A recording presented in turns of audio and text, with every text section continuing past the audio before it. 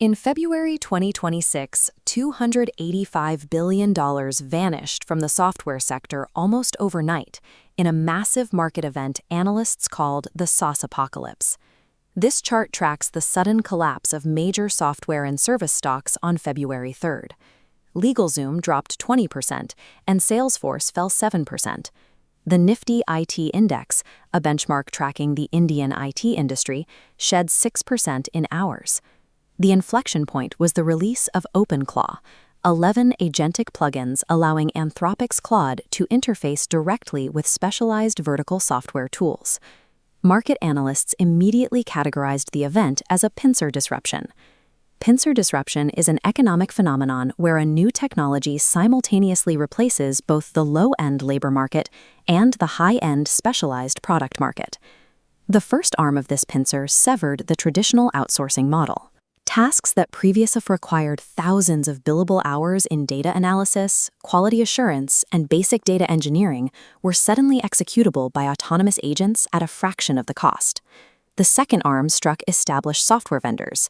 Instead of paying recurring subscription fees for specialized legal or document processing tools, enterprise teams deployed open-ended agents to build and handle those specific workflows directly. The market didn't panic because AI was making humans more productive.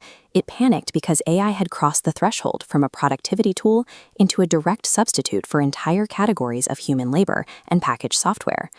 Prior to this crash, interacting with AI meant writing a prompt and waiting for a single centralized response. But generating a standalone script is entirely different from the requirement for extended, autonomous execution across a massive, highly coupled codebase. The catalyst for this architectural transition was Anthropic's launch of Claude Opus 4.6 and its agent teams functionality. Claude Opus 4.6 is a large language model designed for complex planning and autonomous multi-step task execution. This diagram illustrates the shift from a primary, centralized AI instance to a persistent, peer-to-peer network. A peer-to-peer network is a decentralized model where each node has equal capabilities and can coordinate without a central bottleneck. For data engineers managing sprawling ETL pipelines or building complex dimensional models, a single AI agent cannot hold the entire state of the infrastructure in its memory. ETL stands for extract, transform, and load, the process of moving data from source systems to a target database, while dimensional modeling is a technique used to structure that data for efficient querying. Surviving the post-SaaSpocalypse landscape requires engineering leaders to abandon the single prompt mindset and master this decentralized multi-agent architecture. The primary failure point of earlier agentic implementations was their inability to sustain long-running tasks without hitting hard memory or token limits. This resulted in a failure state known as context rot. Context rot occurs when a model gradually loses track of the original software architecture and objectives as it ingests more changes over an extended coding session. This animation demonstrates Claude 4.6's mechanical solution, context compaction. Instead of failing when full, the model autonomously summarizes and compresses its active memory into a smaller, dense core.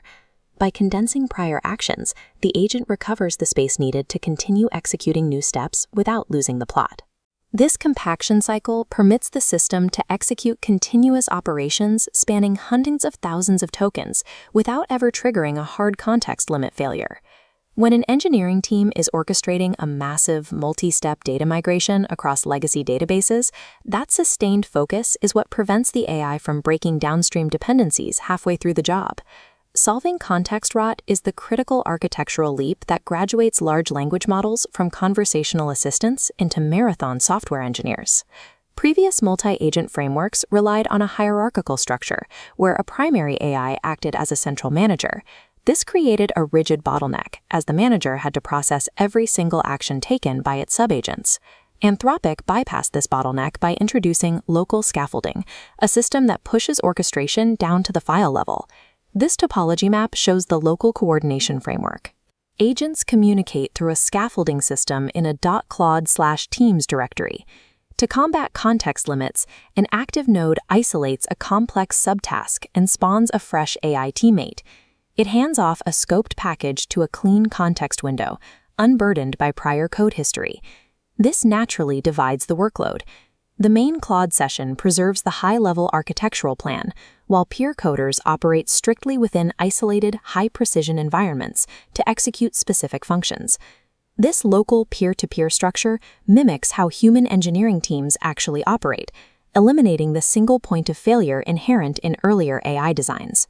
When multiple autonomous entities manipulate the same codebase simultaneously, the immediate engineering risk is a file system race condition. A race condition is a software flaw where the output depends on the unpredictable timing of events, leading to corrupted data or system crashes. To maintain order, the agents rely on a shared task list with 3 strict state definitions: pending, in progress, and completed. A built-in dependency matrix ensures that downstream tasks remain entirely unclaimable by any agent until all necessary prerequisites have reached the completed state. This diagram illustrates the file locking mechanism. When Node A locks a file like pipeline.py, Node B detects the lock and is forced to pull upstream changes. Utilizing standard Git integration, they autonomously pull from the main branch, merge changes, and resolve their own Git conflicts before pushing their localized code. Relying on established, battle-tested protocols like Git, rather than trying to invent proprietary AI guardrails, is what gives this system enterprise-grade stability. This reliance on existing infrastructure highlights a major architectural divergence in the AI industry, split primarily between OpenAI and Anthropic. OpenAI's Agent Kit takes a product-first approach. It integrates agents directly into a centralized ecosystem that functions largely as an opaque black box, abstracting away the underlying infrastructure coordination from the developer. This contrasts that black box with Anthropic's developer-first alternative, the Model Context Protocol. MCP is an open standard, providing a verifiable, standardized way to connect AI models to external data. It allows teams to enforce a strict permission evaluation hierarchy on every tool.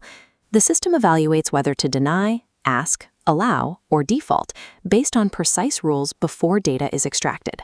For data engineering teams, this is non-negotiable.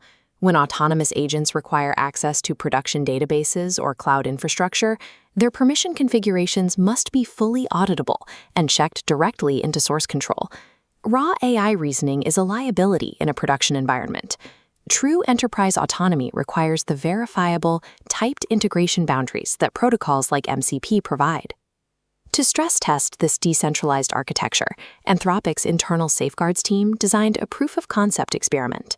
Over approximately 2 weeks, a swarm of 16 parallel Claude agents successfully built a functioning 100,000-line C compiler from scratch using the REST programming language. This visualization shows the specific testing methodology that made parallel execution possible: delta debugging. Delta debugging is an automated software testing approach that systematically isolates the exact cause of a bug by testing smaller subsets of the code against a known working standard. In this case, the team used the established GNU Compiler Collection, or GCC, as an online known good oracle. GCC is a suite of compilers used to transform source code into executable programs. When the agents encountered a failure, the oracle provided immediate feedback on where the error occurred. By continuously isolating failed files and retrying, the agent swarm eventually achieved autonomous compilation of complex software, including Postgres and the Linux kernel, without any human coding intervention.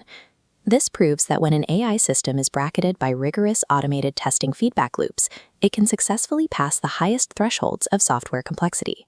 But generating 100,000 lines of autonomous code exposes the new bottleneck in software production: the agentic tax of massive token consumption. The compiler project consumed roughly 2 billion input tokens and 140 million output tokens. The total compute cost for the 2-week build was approximately $20,000. The only reason a $20,000 compute run is viable is due to the Patil effect. Named after Anthropic CTO Rahul Patil, this refers to infrastructure optimizations that dramatically lowered the cost of running enterprise-scale inference, making always-on agent swarms financially possible. Because the compute is doing the heavy lifting, human interaction models have changed. Developers now monitor these swarms using delegate mode, a setting that restricts the human user to coordination and orchestration tools, preventing them from manually implementation. This enables a workflow of AI-enforced test-driven development, or TDD. TDD is a practice where engineers write the automated tests before writing any actual code. Now, human engineers focus exclusively on defining those tests and acceptance criteria, blocking the agents from writing implementation code until the guardrails are in place. The data professional's role has not been erased. It has shifted from manual implementation to the architectural governance, rigorous testing, and strategic orchestration of multi-agent networks.